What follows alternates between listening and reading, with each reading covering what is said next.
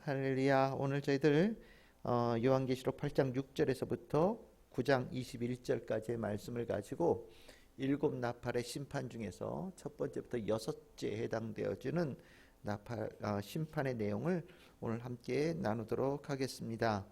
우리가 이제 이 두 번째 큰 단락의 세 개의 큰 심판의 일곱 개의 시리즈가 있죠. 첫 번째가 일곱 봉인을 뗄 때 일어나는 일들. 또 이제 이번에는 일곱 나팔이 울릴 때 있는 일들. 그리고 이제 세 번째 이제 16장과 17장에 가면 일곱 대접이 쏟아지면서 있는 심판의 이야기가 등장을 합니다. 오늘 그 중에 이제 우리가 일곱 나팔의 심판이라고 하는 참 중요하고 또 의미 있는 심판에 관한 내용이 나오는 부분입니다. 우리가 이제 오늘 여섯째까지 이제 우리가 읽었지만 우리가 일곱 인을 뗄 때도 매한가지였듯이 여섯 번째와 일곱 번째 사이에 삽입의 이야기가 들어 있어요. 그러면서 그 일곱 번째를 기다리는 절정을 좀 연기하는 그런 스타일이 있는데, 이제 우리가 일곱 번째 나팔을 불 때는 11장 15절에서 18절에 나오거든요. 이제 그때는 일곱 인 때하고 다르게 그때는 고요했죠, 그렇죠? 일곱 인을 뗄 때는 고요했는데 일곱 나팔이 불 때는 아주 큰 소리가 나요.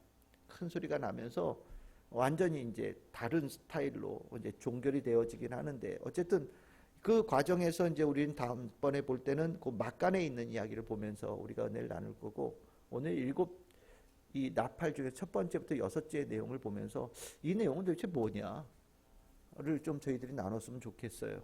오늘 이제 읽어보셨을 때도 아시겠지만 우리 8장의 6절서부터 12절까지는 첫 번째부터 네 번째 나팔이 불 때의 이야기를 간략하게 전해주고 있어요. 실은 이 일곱 나팔의 심판에서는 첫 번째부터 네 번째까지는 그렇게 인상적이지 않습니다.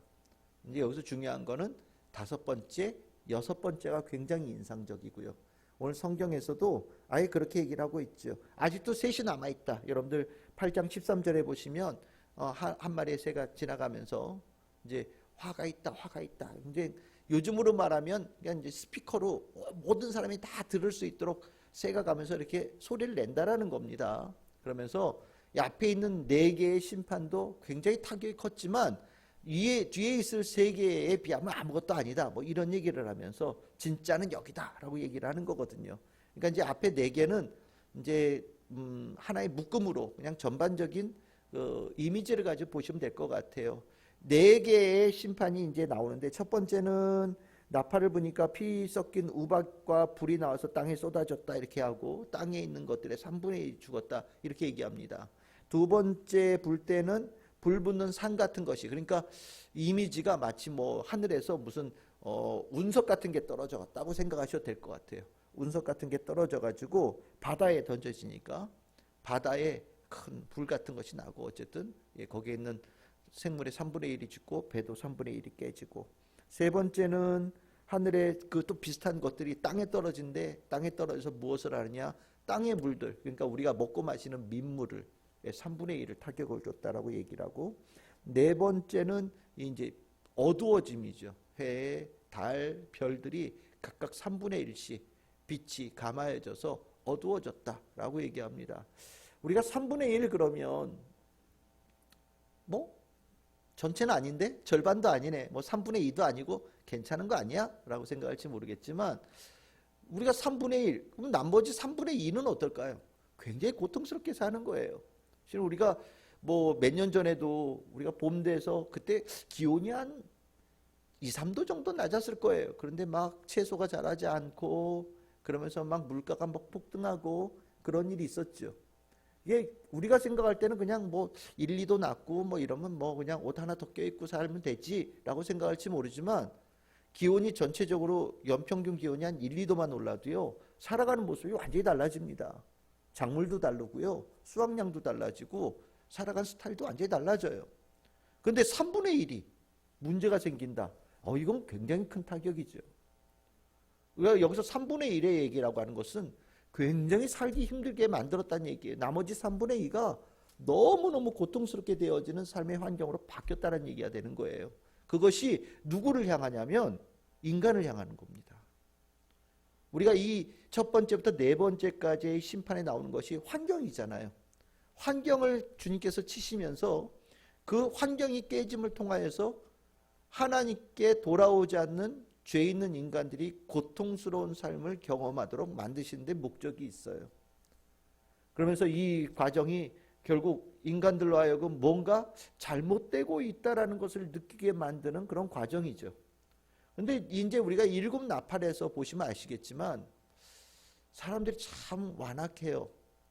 이런 삶이 어렵고 힘들고 뭔가 변화가 있고 뭔가 잘못되어진다라는 느낌이 들음에도 불구하고 인간은 그것으로부터 내가 무엇을 잘못했거나 뭔가 부족한 것이 있었나 돌아보는 것이 아니라 오히려 그럴 때마다 더 악하게 가든지 아니면 더 완악해지든지 아니면 가야 될 그 길을 대신에 다른 길, 더 잘못된 길로 나아가는 것을 선택하면서 죄의 깊이가 더해지는 것을 보게 되어집니다. 그러면서 그 모습이 직접적으로 인간들에게 고통이 가해지는 내용이 다섯 번째와 여섯 번째 심판의 나팔 불 때 사건이 나오면서 그것이 9장에 나오는 얘기예요. 그래서 저는 오늘 여러분들과 9장의 얘기를 좀 나눠보려고 해요. 뭐 첫 번째부터 네 번째까지는 여러분들이 뭐 얘기 안 해도 잘 아실 것 같으니까. 다섯 번째를 보시면 메뚜기에 관한 얘기가 나옵니다.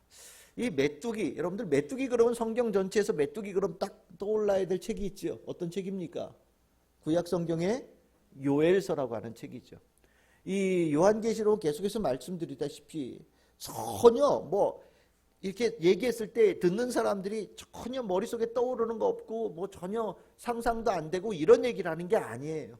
구약 성경을 잘 알고 있는 사람들, 구약 성경에서 하나님께서 예언하시고 하나님께서 심판에 대해서 말씀하시고 정신 차리라고 말씀하셨던 내용들을 마음속에 두고 있는 사람들이 이 요한계시록의 사도 요한이 전해주는 이 이야기를 읽으면서 아, 그거구나 라는 것을 떠올릴 수 있는 그런 모티프들을 사용해서 이렇게 얘기를 전해주고 있어요. 이제 다섯 번째 등장하는 메뚜기는 바로 그 요엘서에 나와 있는 메뚜기죠.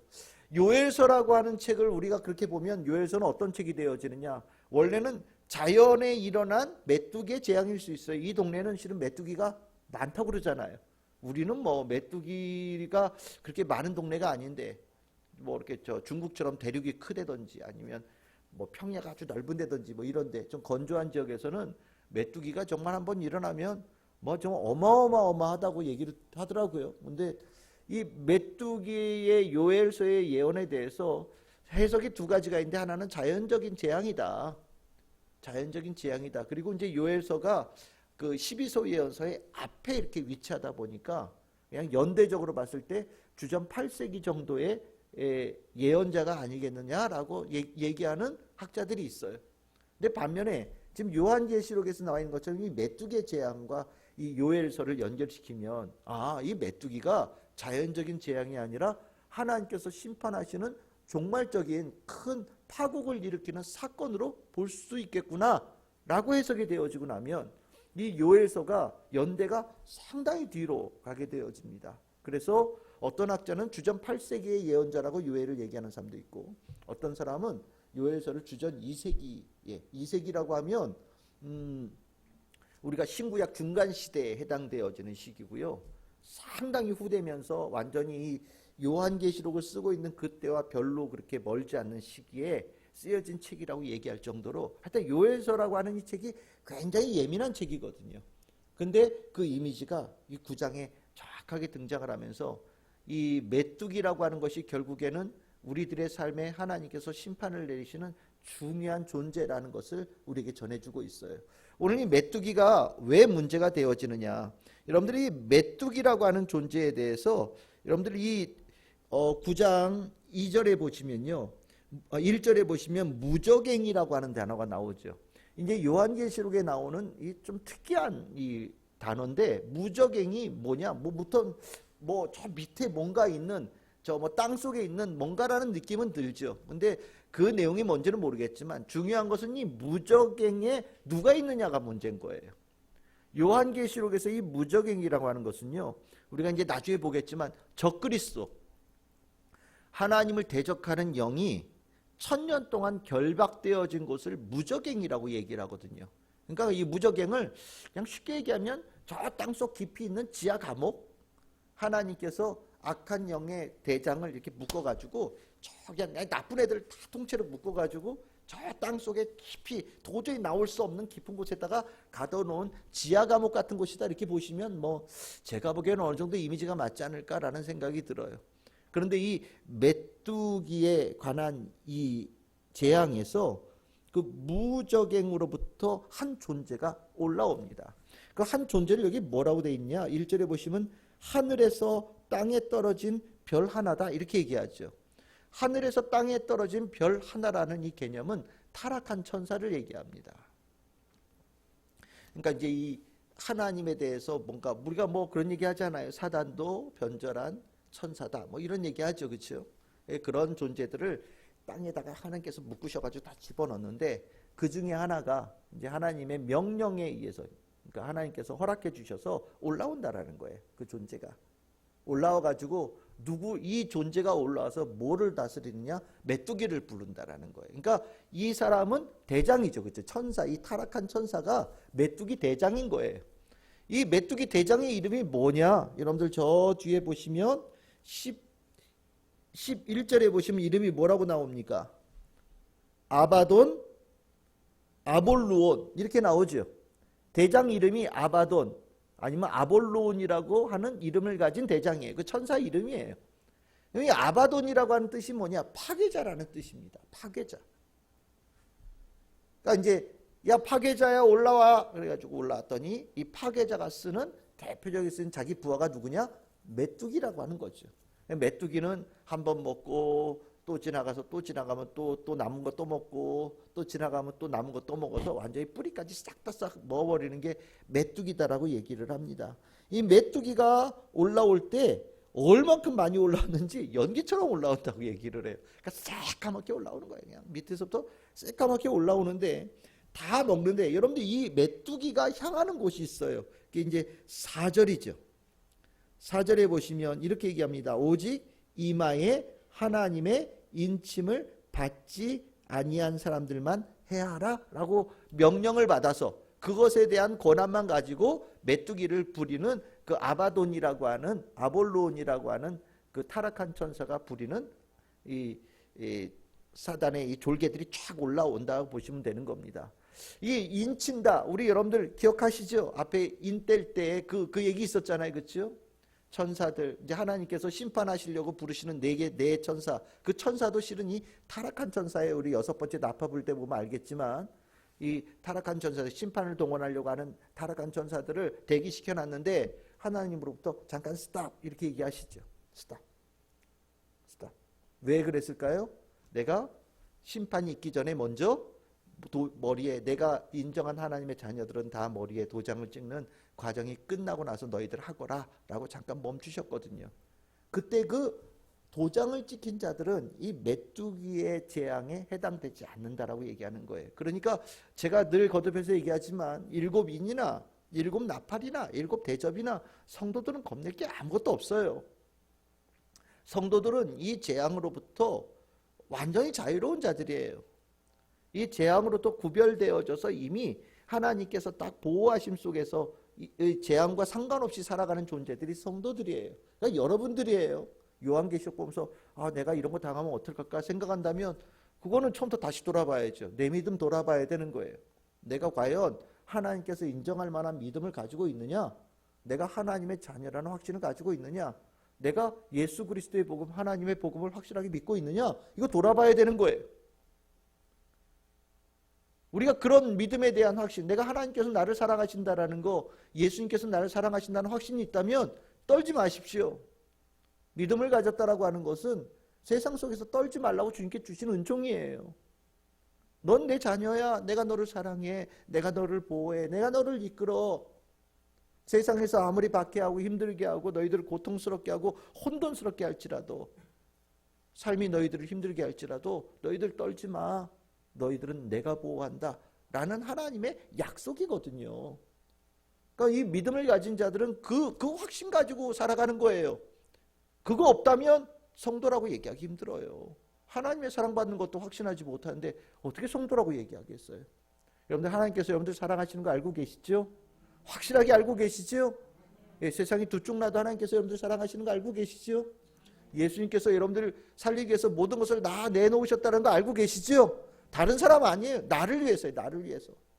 에이, 뭐 수십억 인구를 위해서 하셨던데 아니 그거하고 상관없어요. 하나님은 수십억, 예수님께서 수십억의 뭐 수천억의 인류를 죄를 사하게 위해서 하셨을지라도 예수님의 마음에는 여러분들의 이름 하나하나가 다 적혀 있어요. 여러분들 한 사람 한 사람을 해서 예수님께서 가지고 계신 모든 것을 다 쏟아 부으신 거예요. 그 은혜가 이 요한계시록의 이야기를 읽어보면서 새록새록 솟아납니다. 아, 하나님께 사랑받았어. 나는 상관없네. 나는 이것으로부터 벗어났네.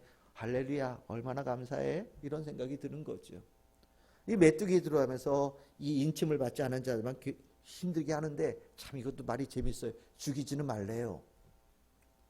메뚜기가 쫙 돌아다니면서 인치지 않은 사람들을 죽이지는 말래요. 그럼 뭐 하느냐? 고통스럽게만 하래요.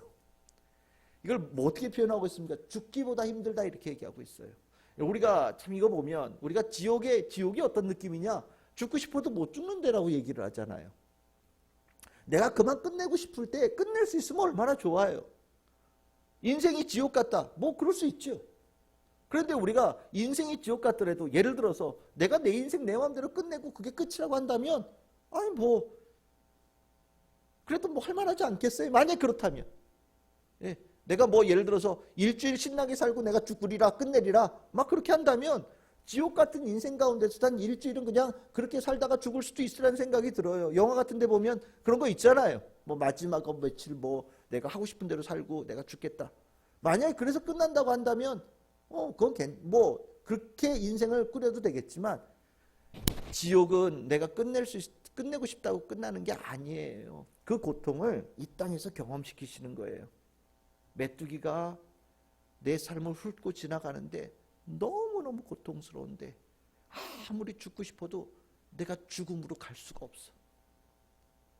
고통을 그대로 느끼게 하는 거예요. 이게 무서운 거죠. 우리가 하나님께서 인간에게 깨달음을 주시기 위해서 가장 중요하게 쓰는 방법이 뭡니까? 하나는 사랑이고요. 하나는 고통이에요. 그냥 속된 말로 하면 하나는 단물이고요. 하나는 쓴물이에요. 단맛과 쓴맛을 동시에 주시죠. 하나님께서 우리에게 사랑도 하시고 우리에게 진노도 하셔요. 동시에 두 가지 맛을 다 주시는 거예요. 누군가는 하나님의 사랑하심을 먼저 깨달아서 하나님의 은혜 안에 들어오는 사람들이 있어요. 그런데 많은 이들은 이 하나님께서 주신 사랑을 우습게 여겨요. 지금 보시다시피 하나님께서 우리가 누리고 있는 이 모든 것들 다 하나님의 사랑의 증거거든요. 근데 이런 것으로부터 하나님을 느끼지를 못하는 거죠. 그러니까 하나님께서 그 환경을 깨뜨리잖아요. 육지도, 바다도, 이 땅에 있는 우리가 마시는 이 민물도, 이 하늘로부터 내려오는 이 온도와 빛도 하나님께서 때려버리시는 거예요. 그리고 나면 하나님께서 우리를 사랑해 주셨던 것들이 결핍되어지면서 하나님께서 우리에게 주셨던 것이 얼마나 중요하고 귀했던 것인지를 깨닫게 되어지게 되는 거잖아요. 근데 인간들이 그런 것으로 하나님을 경험하지 않고도 느낄 수 있으면 참 좋겠는데 참 인간들은 사랑으로 하나님을 느끼지 못하니까 이 진노하신 고통을 통해서 하나님을 느끼는 거죠. 그리고 나서 이 내가 죽기보다 힘든 고통을 경험하게 하면서 하나님께서 마지막 기회를 주시는 거예요. 하나님께로 돌아오는, 나 혼자 살 수 없는, 내 힘으로 인생을 꾸려갈 수 없는 것을 깨닫게 하는 것을 한단 말이죠. 이 메뚜기 우습게 보지 말라고 일부러 이 메뚜기에 대해서 마치 뭐가 같냐? 말과 같다 이렇게 표현하고 있어요. 아주 뭐 온 몸에 철로 그냥 이렇게 단단하게 다 갑옷을 입고요. 이빨은 사자 이빨 같고 뭐 얼굴은 엄청 무섭게 생기고 하여튼 여러분들 조그마한 메뚜기인데 이 메뚜기가 영화에 보면 그런 거 있죠. 메뚜기가 막 몇십만 마리가 모여가지고 하나의 큰 메뚜기 만드는 거 뭐 이런 거 있잖아요. 요즘에 드론으로 뭐 이렇게 올려가지고 뭐 이렇게 모양 만들고 이런 거 있잖아요. 그런 거라고 생각하시면 돼요. 메뚜기 하나 볼 때는 에이 발로 이렇게 밟아 죽이면 될 것 같은데 메뚜기가 이만큼 보이니까 엄청 무서운 메뚜기가 되는 거죠. 야, 그러니까 이 사단이 사용하는 이 우리를 괴롭히는 이 사단의 군대예요, 일종의. 참 이 무섭게 생긴 존재들이죠. 우리가 이렇게 보고 나면 참 우리의 믿음도 이 정도 있어야 되는 거예요. 그러니까 바울이 머리부터 발끝까지 뭐 투구를 쓰고 뭐 신경하고 머리띠하고 말씀에 검 뭐 이런 얘기 나오는 이유를 아시겠지요. 사단이 그렇게 쓰는 그 사단의 군대들이 이게 중무장이에요. 엄청난 중무장이에요. 그럼 우리가 믿음의 군대로서 믿음의 사람들로서 하나님의 군대로서 이 땅을 살아갈 때 우리도 그들과 맞서 싸워서 이길 수 있는 존재가 돼야 되잖아요. 그냥 단순히 싸우는 게 아니라 우리는 싸워서 이겨야 돼요. 이겨야 구원의 역사를 이루어내는 하나님의 사람들이 되는 거란 말이죠. 그러면 여러분들이 이 메뚜기와 싸워서 이길 수 있는, 메뚜기의 고통을 당하는 그 땅에 가서 하나님의 말씀을 가지고 여러분들의 믿음을 가지고 그 땅에 구원을 일으킬 수 있는 하나님의 사람들이 되어져야 된단 말이죠.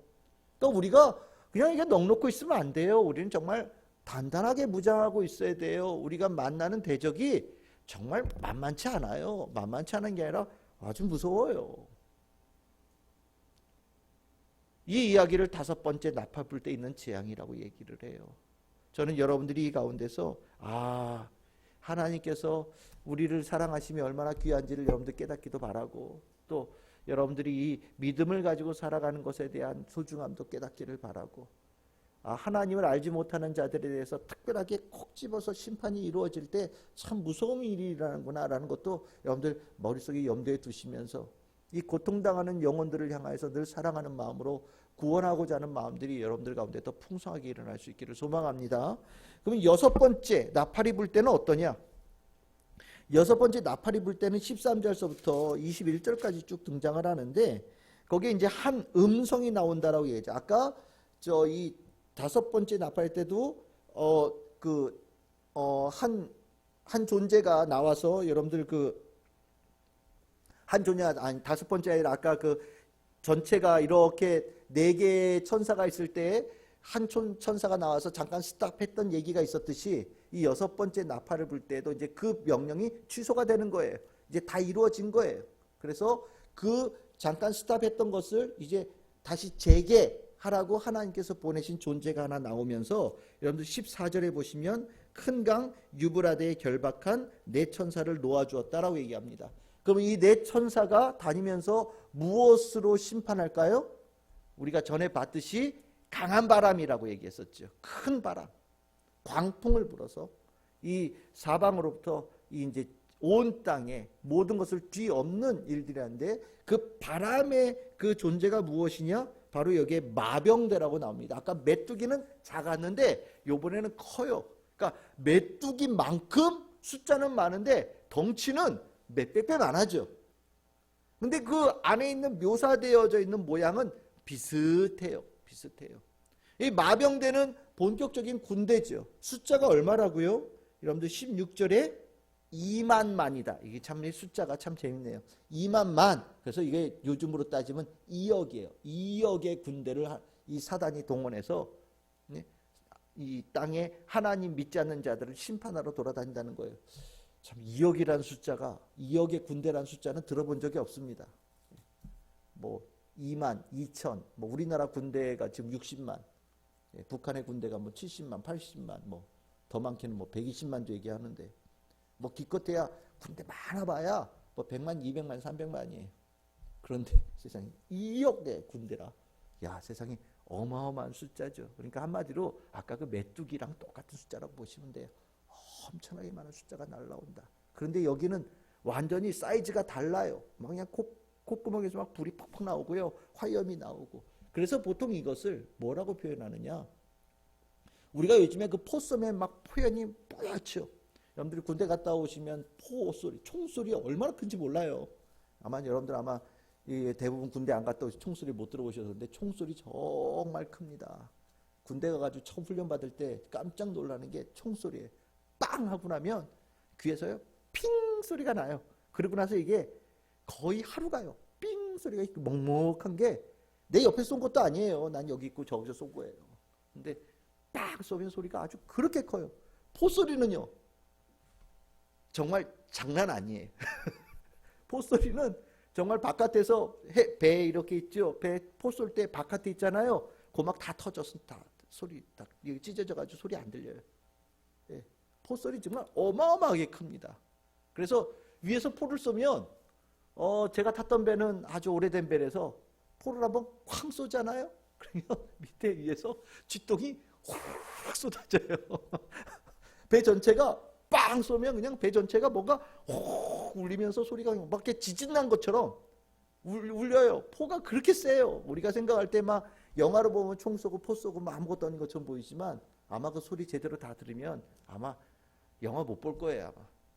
그런 것처럼 지금 이 6번째 나팔이 불 때는 이 사단이 동원한 군대가 나서는데 온 땅에 미사일 쏘고 포 쏘고 그냥 완전히 멀리서부터 온갖 무기들이 믿지 않는 자들에게만 집중적으로 가서 이렇게 맞히는 일들이 일어난다라는 거예요. 마치 유도탄처럼.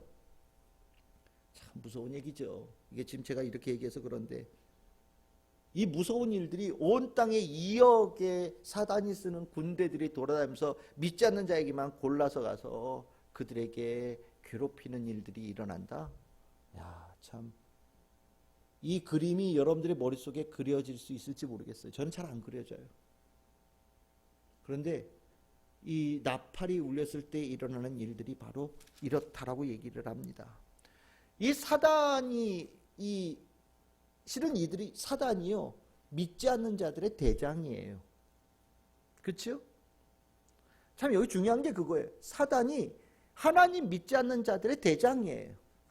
근데 그 대장이 자기를 따르는 자들을 파괴하고 자기를 따르는 자들을 죽이고 있어요. 참 아이러니합니다. 이게 사단의 정체죠. 우리 같으면 의리 참 없는 존재들이에요. 사단은 의리 없어요. 여러분들 우리가 하나님에 대해서 의롭다라고 얘기하는 그 의리, 신실함, 사단은 전무예요. 없어요.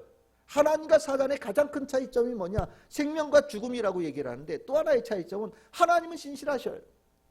의로우셔요. 우리를 사랑하셔요. 우리를 사랑하기 위해서 자신의 모든 것을 다 주시는 분이셔요. 사단은요 완전 반대예요. 의리 하나도 없어요. 신실하지 않아요. 말은 다 거짓말이에요. 말은 화려해요. 잠시 잠깐은 즐거움을 줄 수 있어요. 하지만 결말은 파멸이에요. 사단 자신을 위해서 자신을 따르는 자들을 기꺼이 다 죽일 수 있는 존재가 사단이에요. 아니 그것을 즐기는 존재예요. 달라요.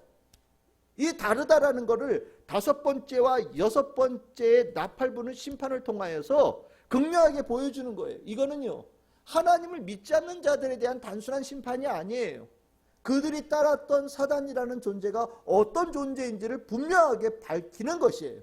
그래서 이 6번째 나팔이 불려진 다음에 그 다음에 이어지는 이야기는 그 사단의 정체, 그 사단의 진면목, 그 하나님 대신에 믿고 따르는 그 존재가 어떤 존재인지를 분명하게 드러내는데 이제 환상이 초점적으로 들어가요. 참 이 사단에 한번 먹힌 사람들은요 이 사단이 그렇게 뿔달리고 못되고 신실함 정말 일도 없고 최악인 거를 그렇게 얘기를 해줘도 사단을 끝까지 따라가요. 이게 완전히 중독이죠. 홀린 거예요. 자신의 영혼을 완전히 그쪽에다 팔아 넘겨가지고요 생각이 없이 사는 거예요. 판단이 안 돼요. 우리가 살아가면서 이런저런 경험들을 하면 실은 경험들이 우리의 판단력을 좋게 하는 데 쓰여지면 얼마나 좋겠어요. 그런데 인간의 삶이 하나님과 관계없는 삶을 살면요 경험이 오히려 그 사람을 더 완악하고 더 못된 길로 이끌어가요. 그래서 하나님 안에서 나이가 들어가는 것은요 지혜롭고 온화하고 하나님의 말씀에 순종하고 하나님 앞에 무릎 꿇는 겸손함이 있어요. 그런데 하나님을 모르고 인생의 경험들이 늘어나면요 나이가 들어갈수록 귀는 막히고요 고집은 세지고요 점점 자기만 알고요 맨날 나이가 들어갈수록 참 우리나라는 참 이 말도 참 재밌는데 욕쟁이 할아버지 욕쟁이 할머니 뭐 그걸 정감 있다고 표현하는 사람도 있지만 에이 욕은 욕이지 무슨 정감은. 그런 일들이 일어나는 거죠. 그게 뭐냐? 바로 이 사단에게 자신의 영혼인 넘긴 자들이 살아가는 삶의 모습이에요. 저도 그렇고 여러분들도 그렇고 우리가 나이가 들어가면 들어갈수록 더 온유해지고 더 겸손해지고 더 주님의 뜻을 위해서 내가 하나 더 내놓을 수도 있고 더 한 걸음 더 같이 동행할 수 있는 더 넓은 마음, 더 풍요로운 마음의 소유자들 우리 성도들이 다 되기를 소망합니다. 그래야 되는 거예요. 근데 이 사담이 있는 사람들은 정반대로 가죠. 그래서 나오는 모습이 뭐냐? 여러분들 20절, 21절이요. 나 같으면 회개할 것 같아요.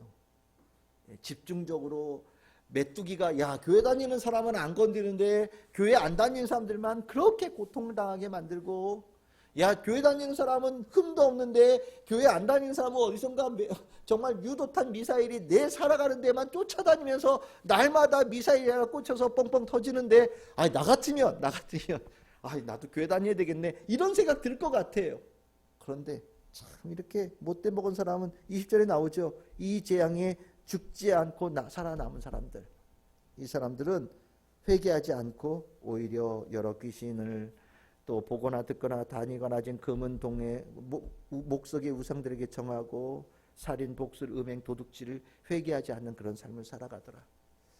참 이게 사람이 더 완악해지고 못돼지고 폭력이 난무해지고 엉뚱한 데 가서 빌고 자기가 좀 살아보겠다고 내가 하나님과 맞서보겠다고 내가 그래도 다 죽는데 안 죽었잖아. 역시 나는 하나님도 함부로 할 수 없는 슈퍼맨이야.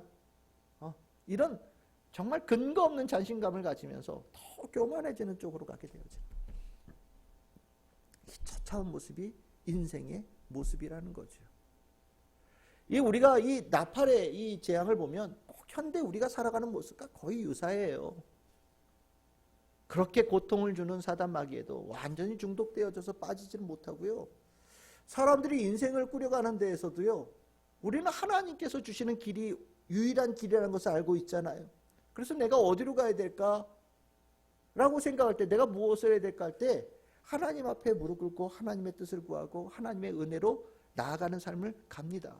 근데 현대사회가 참 못된 게 기술이 발전하다 보니까 자꾸 사람들이요. 하나님 대신에 내가 뭔가를 먼저 알아서 내가 선택하고 내가 가야 될 길을 결정하고 싶은 욕망을 가져요. 그래서 요즘에 데이터가 많아지면서 빅데이터라는 얘기 나오죠. 그렇죠? 여러분들이 뭐 하는지 데이터가 쌓이면서 요때 되면 사람들이 이런 걸 좋아해. 예? 또 요즘에 사람들은 이렇게 산대요. 요즘엔 이렇게 사는 게 유행이래요. 이런 것들이 계속해서 인터넷 쪽으로 이야기가 쏟아져요. 그래서 요즘 젊은 애들은 요즘에 유행이 뭐래요? 라는 것에 아주 민감해가지고 그쪽으로 달려가요. 저는 실은 내가 살면서 제일 싫어하는 것 중에 하나가 줄 서서 밥 먹는 거예요. 나는 밥 먹을 때 줄 서서 가는 집 별로 안 좋아해요. 뭘 대단하다고. 근데 요즘에 여러분들 이 코로나 시절에 유행하는 게 뭐냐? 줄서기래요. 줄서기. 커피 하나 먹으려고 줄 서고 햄버거 하나 사 먹으려고 줄 서고 햄버거도 싸지도 않더구만요. 3만 원, 4만 원 안 되는데 무슨 유명한 햄버거래나 그거 하나 사 먹겠다고 줄 서고 어떤 음식점에 맛있는데 누가 줄 섰냐니까 드시려고요? 오늘은 못 드실걸요? 이제 끝날 거예요. 저까지 정도밖에 안 올 거예요. 얼마나 줄 서는 사람들이 많으면 준비한 재료가 떨어지고 그걸 먹어야 무슨 행복한 삶을 주는 것 같은 착각을 하게 만들고 잘 생각해 보면 그거 전부 다 마케팅이에요. 사람들을 현혹시키는 거죠. 마치 이런 거를 해야 행복해질 수 있다라고 우리에게 뭔가를 주입시키는 거예요. 나는 그래서 빅데이터 잘 안 믿어요. 빅데이터가 사람들에게 행복함을 주기보다 오히려 빈곤함을 주는 것 같아요. 박탈감을 주는 것 같아요. 예를 들어서 멀쩡하게 집 있다가 왜 집값이 이렇게 올라요? 갑자기 집 안 사면 마치 뒤처지는 것 같다는 생각이 들어가지고 사람들이 다 집 사는데 완전히 몰리게 만들었잖아요. 집값이 갑자기 똑같은 집이 2배가 됐다. 이거 어떻게 이해할 수 있을까요? 저는 머리가 나빠서 그런지 비트코인이 뭔지 잘 모르겠어요. 가상화폐가 뭔지 아무리 생각하려고 해도 개념이 안 잡혀요. 그런데 가상화폐를 해야 돈 번다. 그러니까 젊은 애들이 가상화폐에 돈을 얼마나 집어넣는지 몰라요. 나는 그거 떠드는 사람이 아마 그거 해가지고 돈 벌려고 사람들을 꼬시는 것 같다라는 생각도 들어요. 예? 전에는 가상화폐가 한정돼 있다고 그랬거든요. 근데 요즘에는요, 한정돼 있지도 않아요. 무한정이에요. 그럼 그게 무슨 의미가 있어요? 길거리 돌아다니는 돌멩이하고 별로 다를 게 없는데 무한정인 거를 사람들이 마치 그게 뭐 값이 오를 것처럼 막 거기다 돈을 투자하고 오늘 얼마 올랐다고 자랑하고 내일은 얼마 내렸다고 슬퍼하고 뭐예요? 빅데이터의 함정이에요. 요즘 세상이 그래요. 다 뭐예요? 사단에게 자기 영혼을 다 판 거예요. 그래놓고 불행하대요. 내가 그거 못 먹어서 불행하고 거기 가서 못 살아서 불행하고 내가 그거 없어서 불행하고 내가 가진 자산이 떨어져서 불행하고 막 불행하대요. 비정상이죠. 비정상이죠. 진리의 말씀이 성경 안에 있는데 우리의 영혼을 살릴 수 있는 유일한 말씀의 길이 여기 있는데 만약에 참 그렇게 어떻게 살아야 되는지 모른다고 한다면 그래도 좀 성경 보면 어디 덧나나? 성경 말고 나머지 짓은 다 하는 거예요. 그리고 그 나머지 다 한 거에 대해서 모든 타격은 자기의 인생에 다 받는 거예요. 그러면서 자기는 불행하대요. 5번째, 6번째 메뚜기 사단이 동원하는 이 2억의 마병대의 고통을 당하면서도 깨닫지 못하고 회개하지 못하고 더 깊은 타락과 더 깊은 음행과 쾌락과 우상숭배로 빠지는 어리석은 인간들이 현대의 사회에 살아가고는 마치 우리의 모습과 같다는 생각이 들어요. 여러분들 어떠십니까? 여러분들 정말 조심하셔야 돼요. 요즘에 여론조사가 난무하는데 여론조사가 중요한 게 아니죠. 여론이 왜 중요해요? 여러분들이 어떤 생각 가지고 있냐가 중요한 거죠. 여론이 높으면 여러분들도 거기 쫓아가시겠습니까? 여론은 수도 없이 바뀌는데 오늘은 저쪽이 대세야 저쪽 쫓아가고 오늘은 대세가 저쪽이야 저쪽 쫓아가다 보면 어떤 일이 날까요? 가다 여러분들 인생 낙동강 오리알 되는 거예요. 중요한 거는 여러분들 안에 있는 예수 그리스도, 여러분들 안에 있는 하나님, 여러분들 안에 있는 말씀, 여러분들에게 있는 진리의 판단으로 주님께서 이끌어 가시는 길을 가는 것이 중요한 거예요. 요즘엔 남의 생각이 중요해요. 정말 중요한 건 하나님의 생각인데. 정말 중요한 건 예수님의 가르침인데. 정말 중요한 건 성령께서 우리를 이끌어 가시는 것인데 정작 중요한 것을 잊어버리고 살아요. 오늘 우리가 기도하는 제목은 다른 거 아닙니다. 정말 이 혼돈스러움을 더해가고 있는 현대의 기술의 문명 속에 수많은 영혼들이 하나님 없이 살아가는 것을 선택하고 있는 이 암울한 현실을 여러분들이 기도해 주시기를 바라요.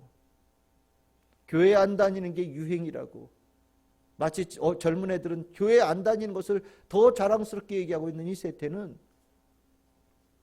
정말 이건 사단의 장난질 아니면 도저히 이해할 수 없는 이야기죠. 어떻게 그게 자랑이 돼요? 일 안 하고 놀고 먹는 게 어떻게 자랑이 될 수가 있어요? 성실하게 내가 준비하지 않는 것을 자랑하는 걸 어떻게 그게 어떻게 정상이라고 얘기할 수 있겠어요? 근데 요즘에도 그러고 살아요. 사단에 완전히 먹힌 거죠. 여러분들 기도해 주세요. 그리고 여러분들은 어떤 선택을 하고 있는지를 한번 잘 살펴보십시오. 무엇에 소망을 두고 있고 무엇에 기대를 가지고 있고 무엇으로 선택하고 있는지 여러분들 잘 돌아보십시오. 나는 과연 하나님, 예수님, 성령님, 성경 말씀을 기준으로 선택하고 올바른 진리를 따라가고 있는 삶을 살고 있는가? 그것만이 살 길입니다. 그것 안에 생명이 있어요. 여러분들 더 굳은 믿음을 가지고 살아가야 될 필요가 있는 때를 살아가고 있는 거예요. 우리 참 즐거운 게 모든 성도들은 하나님의 말씀으로 살아갈 수 있는 성도 되기를 바라고 오늘 이 자리에서 함께 기도하는 성도들에게는 더 특별하게 그 은총이 있기를 소망하고 오늘 여러분들 기도하실 때 우리 모든 성도들이 그렇게 살아가기를 소망하며 기도할 때 우리 모든 참 즐거운 게 성도들에게 하나님의 그 은혜가 충만하게 임하기를 정말 간절히 소망하고 그 은혜를 우리에게 부어주실 줄 믿습니다.